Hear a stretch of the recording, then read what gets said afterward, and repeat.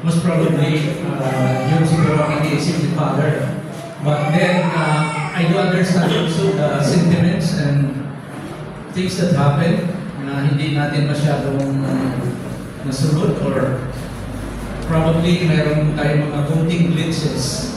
But we can still improve it. Hindi naman tayo perfect, sabi na ni Padre. But overall, the activities that we have done yesterday, it was really very good. We tried to reconnect, we tried to reconnect to the tombs of our forefathers, and that's good enough. And we also have a konting salo-salo kagabi, and I think we enjoyed naman. The thing is, nandun yung mga millennials, mga next generation natin. They were able to appreciate the activity.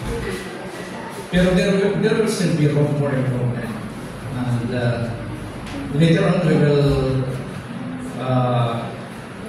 probably assign or discipline kung saan ba tayo, saan yung susunod ng mga reunion.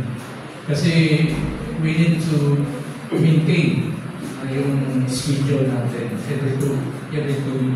every after 2 years. So, at this point,